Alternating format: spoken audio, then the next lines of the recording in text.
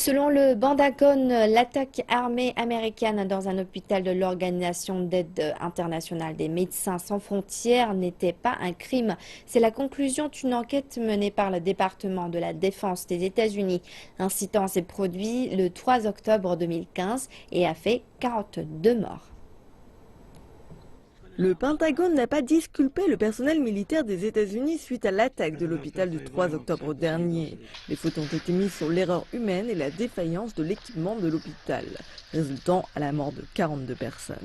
Les équipes de l'armée aérienne américaine étaient supposées détruire un bâtiment saisi par les talibans dans la ville de Kunduz, au nord de l'Afghanistan. Comme le montrent les images publiées par Médecins sans frontières, les attaques ont presque complètement détruit l'hôpital. Au total, 24 patients ont péri, 14 membres du personnel médical et 4 aides-soignants.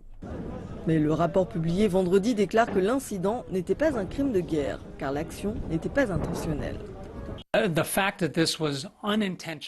Le fait qu'il s'agissait d'une action involontaire, une action qui évite l'aspect délibéré d'un crime de guerre contre des personnes ou des emplacements protégés. C'est la principale raison pour laquelle nous ne considérons pas cette action comme un crime de guerre. Médecins sans frontières a déclaré avoir donné l'emplacement exact de l'hôpital afin de le protéger des tiramis. Le Pentagone admet son erreur et déclare qu'il s'agissait d'une fatale différence de 400 mètres entre l'hôpital et la cible ennemie présumée. Le général Joseph Votel, commandant central, déclare que l'enquête conclut que le personnel impliqué ne savait pas qu'il visait une installation médicale. La cible intentionnée était un site contrôlé par les insurgés à approximativement 400 mètres du centre de traumatologie de Médecins sans frontières.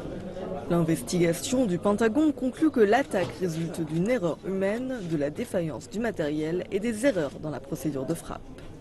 Tandis que les représentants du Pentagone et le président Barack Obama se sont excusés pour le bombardement, les habitants de Kunduz pensent que cela ne suffit pas.